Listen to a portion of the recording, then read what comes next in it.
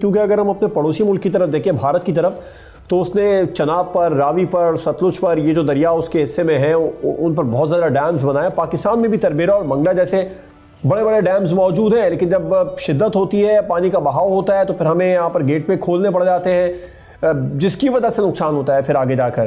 क्या इसको रेगुलेट करने का कोई तरीका मौजूद है, हो सकता है?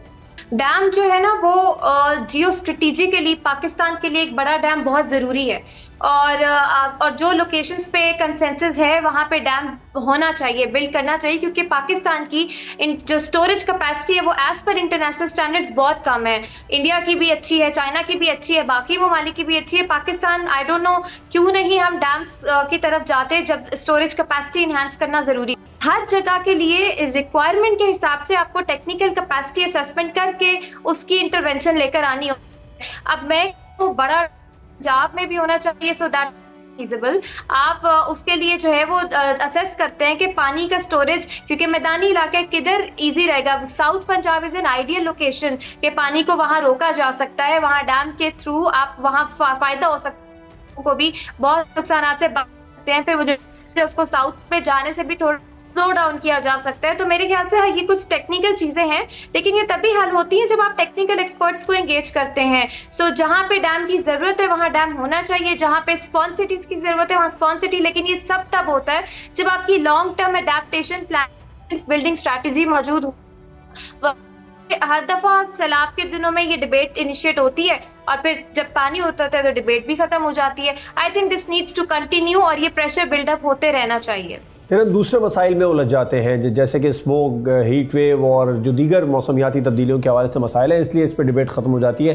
डॉक्टर इमरान अहमद साहब, थोड़ा सा मैं जो सैलाबी रेले हैं जो आगे बढ़ रहे हैं तेज़ी से, अभी इन्होंने आगे बढ़ना है, इस पर बात कर लेता हूँ, क्योंकि अभी सिंध में दाखिल होंगे, सुपर फ्लड के इम्कान ज़ाहिर किए जा रहे हैं दरिया सिंध में।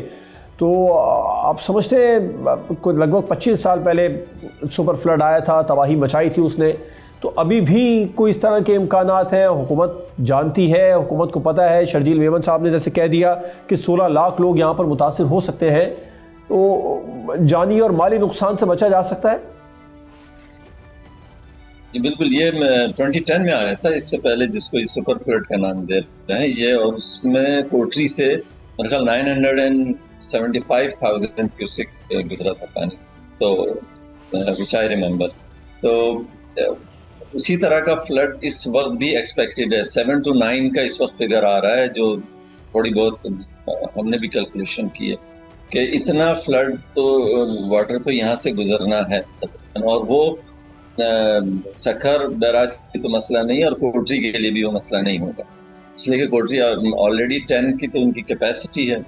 तो ये मेरा अपना ख्याल है कि ये पानी तो इसी तरह गुजर जाएगा, लेकिन तो अभी तक उस पानी की सही डायमेंशन, इसलिए कि जब वो पंजन से सारे तीनों रिवर मिलके जब इधर आएंगे तो उसका जो एनालिसिस है वो बड़ा इम्पोर्टेंट है, और उस वक्त भी बारिश होने का इम्कान है। इस वक्त जो प्रिडिक्शन है पीएमडी की उन दिनों में, यानी आगे 3 तारीख को, 4-5 तारीख को उन्होंने कहा है कि ये इस पर मतलब इस एरिया में बारिश का भी ज़्यादा इम्कान है। तो मुझे तो थोड़ा सा ये डेंजरस वीक लग रहा है।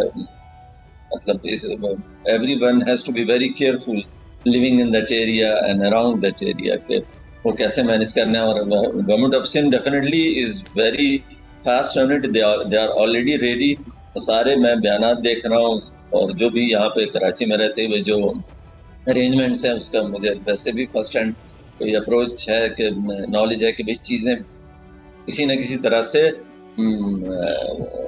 प्रॉमिसिंगली जो है ना डील की जाएंगी और प्रायोरिटी पे डील की जाएंगी। तो होपफुली जो इंसानी लॉस या जो प्रॉपर्टी लॉस है वो कम से कम हो।